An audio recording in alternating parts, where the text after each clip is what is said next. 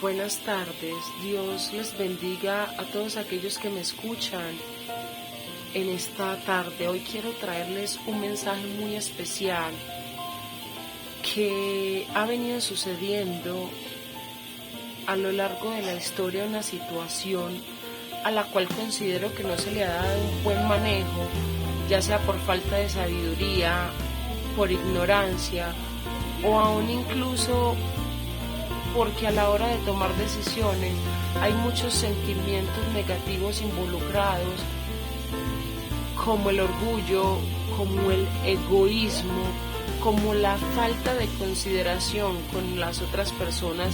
Y por eso quiero hablarles de un texto en la Biblia que es Mateo, capítulo 19, versículo del 3 al 8, que habla acerca del divorcio. Y dice la palabra de Dios: algunos fariseos se le acercaron y para ponerlo a prueba le preguntaron: ¿está permitido que un hombre se divorcie de su esposa por cualquier motivo?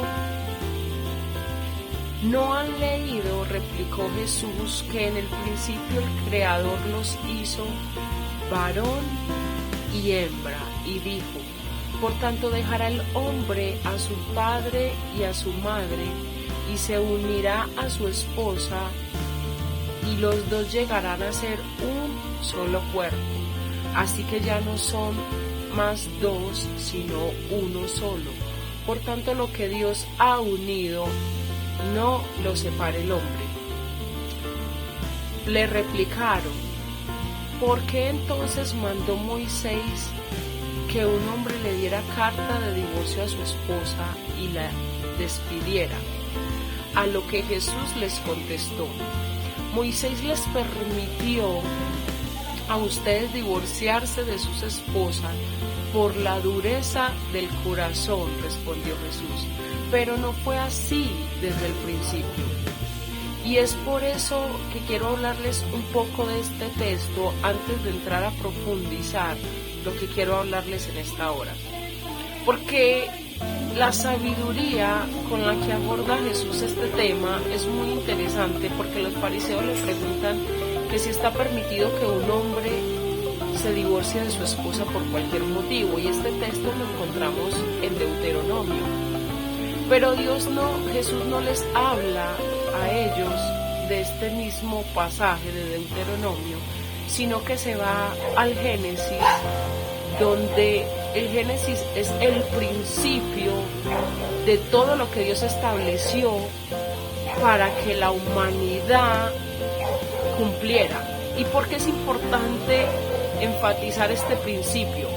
Porque es de ahí, del Génesis, donde se estableció el origen de los matrimonios, el origen de la familia, de dónde y por qué razón Dios estableció una unidad entre un hombre y una mujer.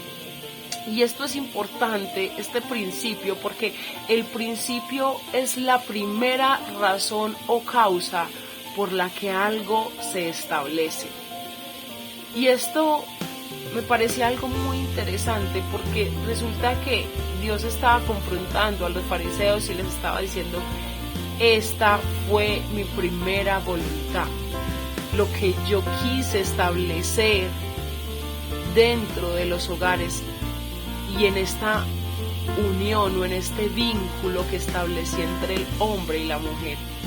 Y vemos que esta parte es muy importante, porque ellos le vuelven y le preguntan a Jesús: pero ¿por qué Moisés mandó dar carta de divorcio a su esposa y despedirla?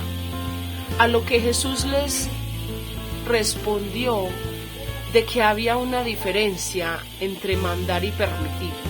Y él les contestó de que Moisés no mandó, sino que permitió por la dureza de corazón. Porque mandar es una orden que se da para que otros obedezcan. Pero permitir, quiero que nos enfoquemos un poquito en esta palabra. Y permitir quiere decir no oponerse a una cosa que debería evitarse. Y eso fue lo que hizo Moisés, no oponerse a una cosa que debería evitarse porque ya había sido enseñada. Pero resulta que él dice que se permitió por la dureza del corazón. Y la condición del corazón es el resultado por el cual se estableció este permiso en la Biblia. Y es por eso que en esta hora yo quiero hablarles, porque la dureza del corazón es el rechazo a escuchar la palabra de Dios y a obedecerla. Entonces lo que hace la dureza de corazón es impedir que nosotros entendamos lo que Dios quiere enseñarnos acerca de un tema. Y es por eso que este mensaje lo he titulado Fidelidad hasta la muerte dentro del matrimonio. Y por eso quiero hablarles un poquito de lo que significa la palabra muerte. Muerte es la destrucción de un ser material o inmaterial.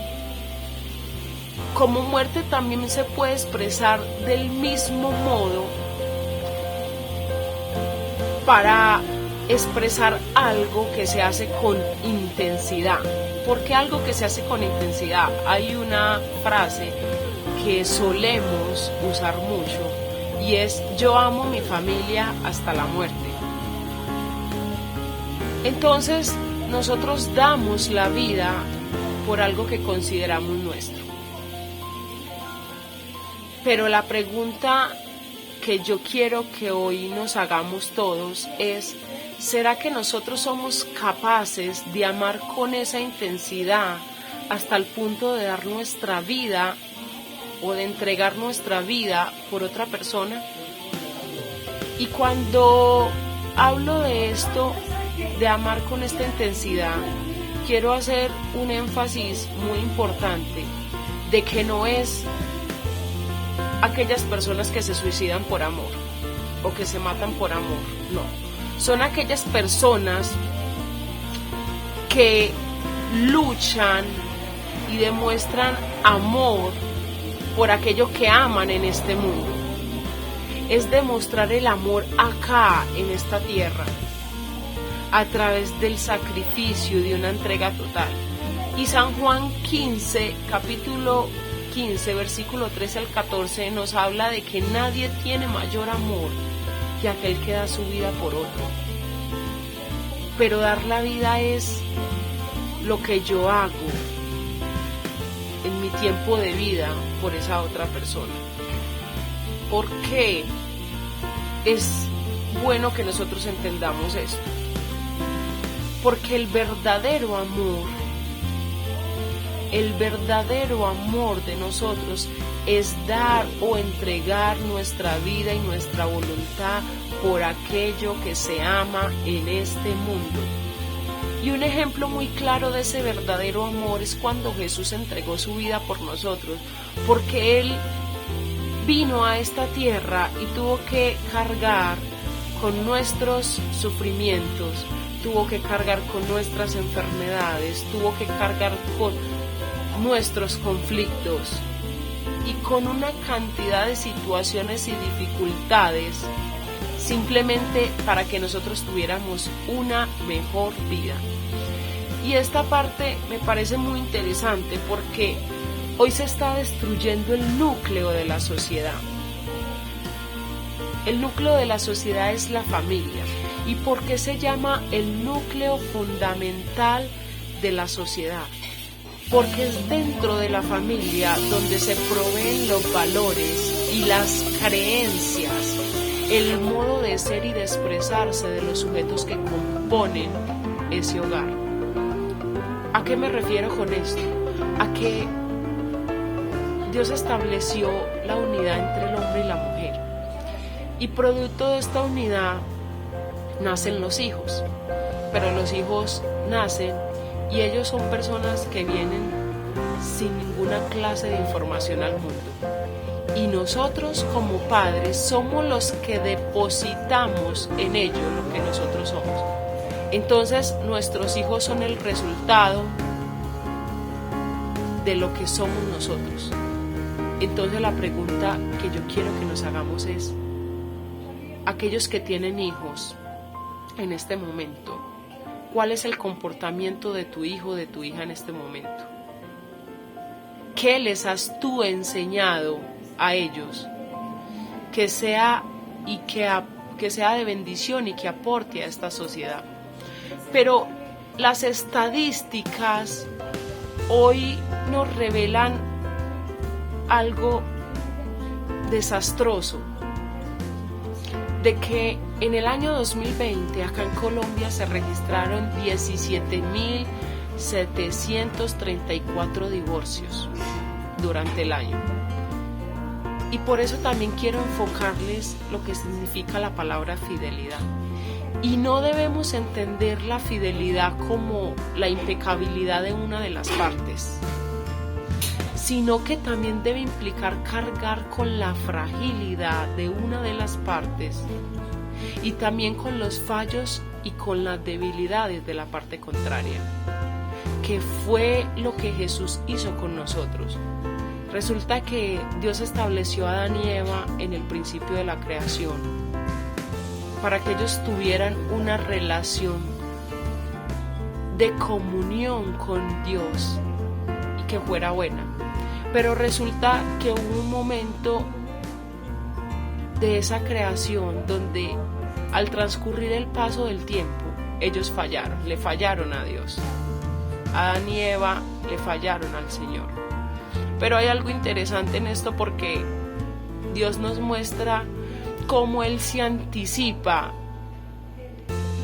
al fallo que ellos iban a tener.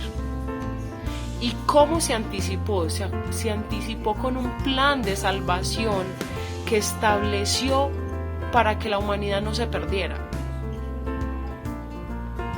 Y esto es importante porque quiero enseñarles de que la fidelidad es la fidelidad narcisista nos enseña a nosotros de que, no, yo me porto bien, cumplo con mi parte, entonces ya el otro verá. No, esa no es la fidelidad que el Señor quiere enseñarnos a nosotros. Esta no es esa fidelidad que Dios nos enseña. La fidelidad con la que hoy en día la sociedad nos está pidiendo a nosotros es una fidelidad que se debe ejercer por medio de la reconciliación y de la solidaridad con el otro. ¿Por qué? Porque necesitamos avanzar con las rupturas, con las heridas, con las caídas ajenas y aún con las caídas propias. Y es por eso que la fidelidad debe anticipar una salida al caído y darle una nueva oportunidad, que fue lo mismo que hizo Dios cuando Adán y Eva le fallaron. Él anticipó una salida para esa caída y nosotros no anticipamos por medio de la fidelidad esa salida a la persona que nos falla. Y es por eso que ser fiel consiste en permanecer firme a pesar de los daños y peligros que se puedan presentar dentro de un matrimonio. Y esta parte que sí es importante, porque la fidelidad es siempre eterna, es ser fiel hasta la muerte, sin importar qué situaciones se vivan dentro de ese matrimonio o de esa unión. Entonces hay algo que me encanta mucho porque esta semana escuchaba a un varón que decía que todo rol que nosotros desempeñábamos en este mundo tenía unos requisitos que nosotros debíamos cumplir. Y me gustaba esta parte porque él hablaba que en los roles más básicos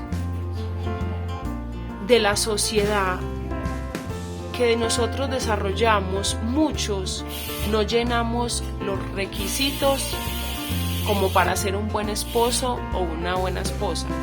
Y por eso quiero que reflexionemos en una pregunta que pienso que cuando nosotros nos preguntamos y nos evaluamos con estas preguntas, nos damos cuenta en realidad el problema, la dificultad que se presenta y que hay en cada uno de nosotros.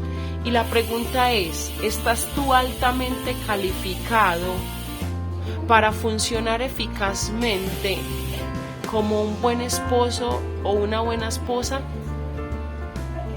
Yo quiero que te hagas esta pregunta en esta hora.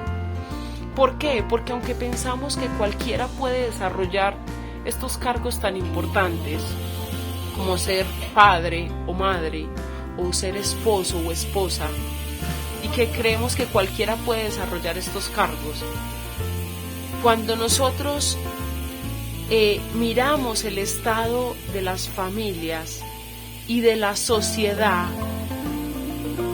vemos que estos roles no han sido desarrollados apropiadamente.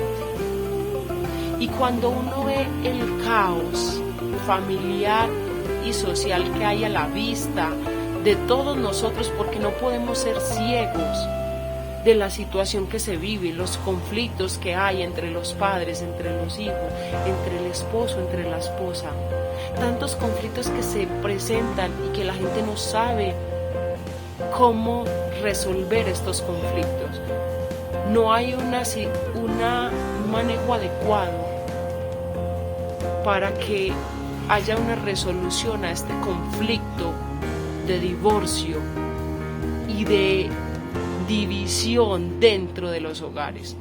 Y cuando vemos esto, vemos que no hay relaciones duraderas, no hay relaciones perdurables, aún habiendo vínculos familiares.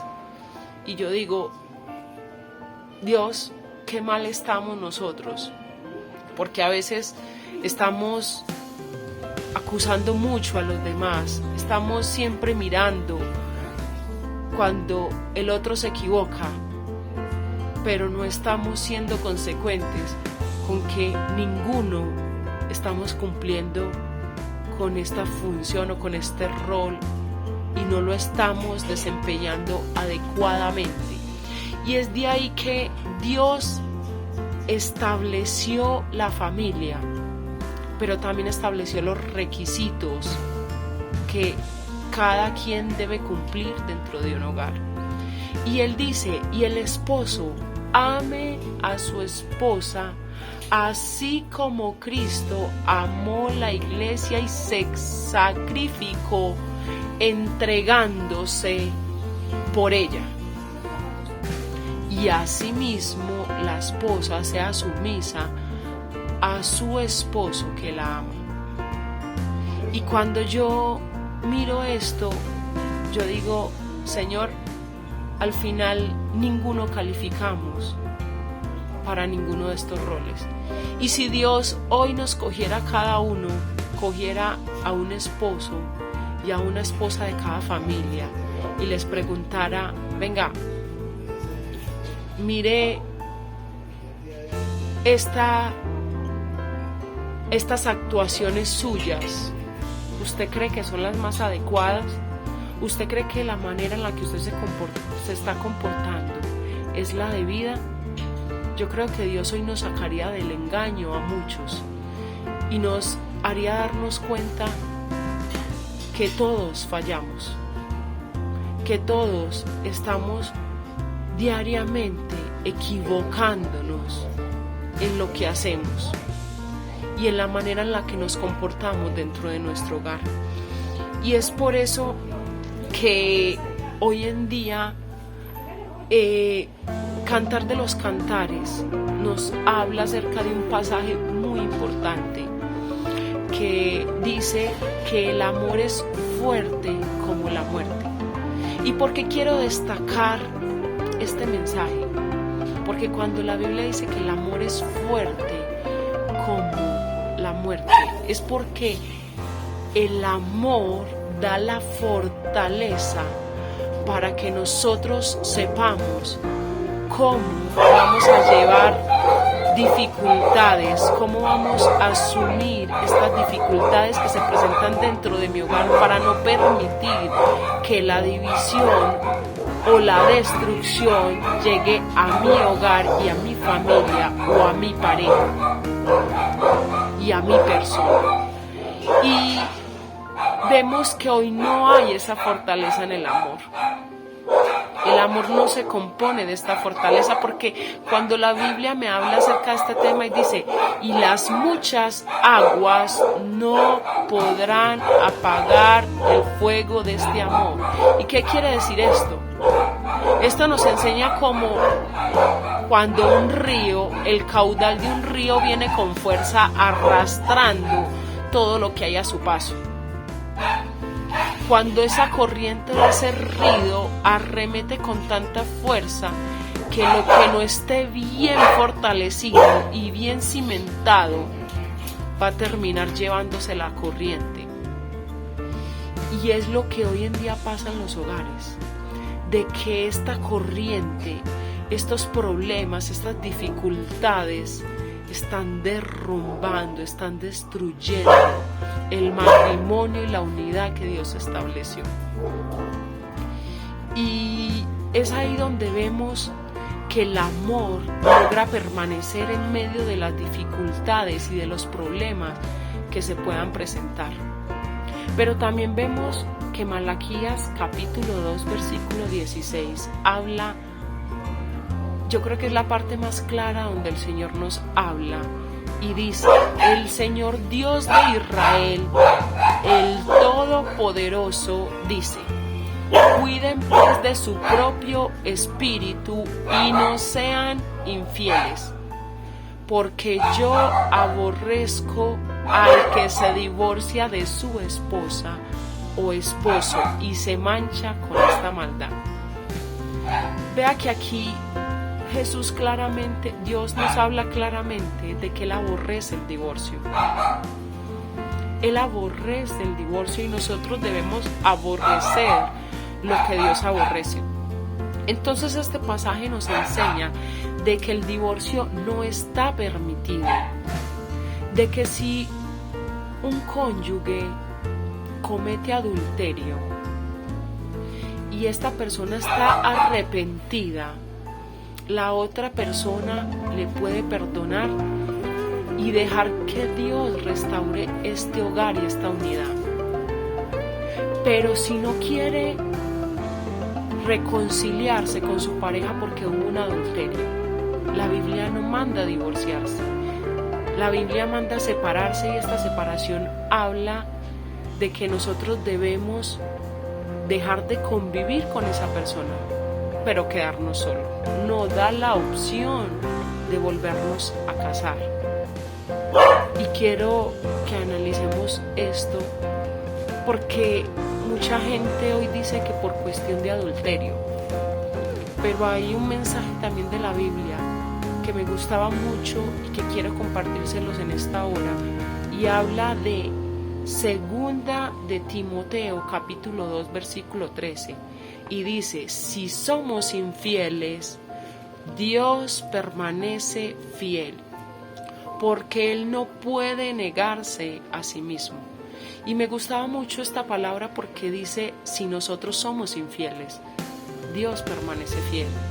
¿Pero por qué permanece fiel? Porque Él no puede negarse a sí mismo, y lo que significa de que no puede negarse a sí mismo es, y nos está queriendo el Señor enseñar en este pasaje, de que Él no puede faltar a la promesa que nos hizo, que Él no puede faltar a la palabra que ya comprometió con nosotros. Y es lo que sucede hoy en día, que la gente hoy en día se niega cuando su pareja le es infiel,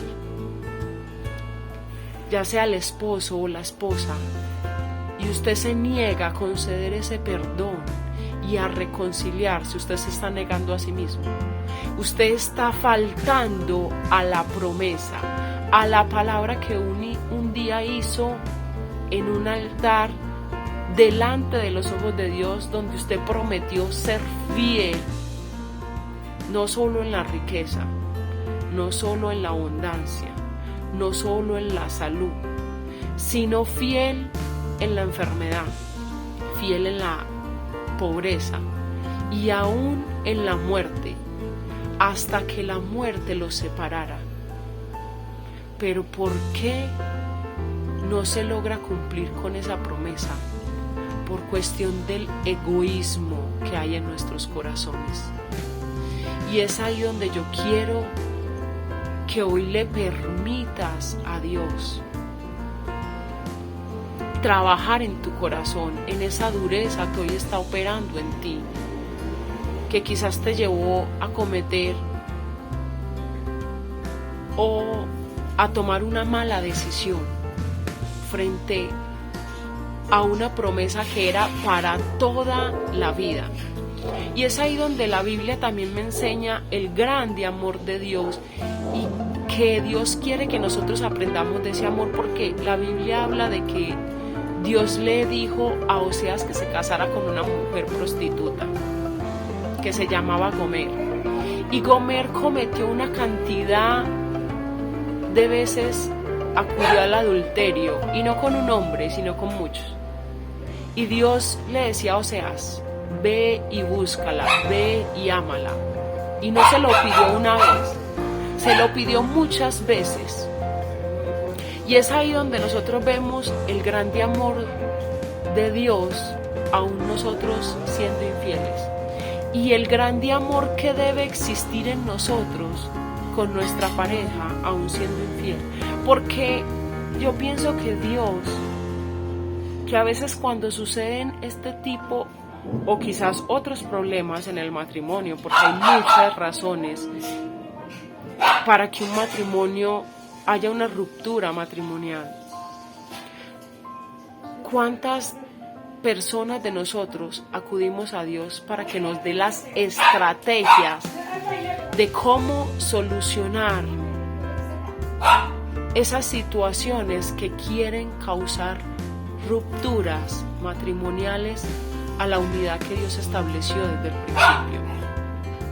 No, nosotros siempre vamos y escuchamos consejos de personas que no son autónomas y que cuando entramos a mirar son personas que también han fallado como esposos y como esposas. Y uno dice, pero venga, estás tomando consejo de una persona que también atravesó dificultades en su hogar y que no supo cumplir con ese rol de ser un buen esposo y buena esposa. Entonces, ¿de quién nosotros debemos en realidad tomar consejo? Es en realidad de Dios, es Dios quien nos debe guiar, es Dios quien nos debe dirigir en las decisiones que nosotros debemos tomar. Miremos cómo está la familia hoy en día. Y a la hora de la verdad, vemos cantidad de dificultades, pero no una manera de darle solución a esas dificultades. Espero que compartas este mensaje con otros, que les hables a otros que quizás hoy están necesitando esta palabra de parte de Dios, para que nos anticipemos no solo a lo que el enemigo quiere hacer, sino cómo quiere destruir las familias. No permitas que tu familia sea destruida por falta de sabiduría o por ignorancia. Busca de Dios, porque Dios es la clave del éxito para que haya familias perdurables y relaciones estables. La clave, y vuelvo y lo repito, está en los requisitos que Dios me enseña, en lo que Dios me demanda y me pide a mí como persona y como pareja. Entonces la clave del éxito está en el Señor.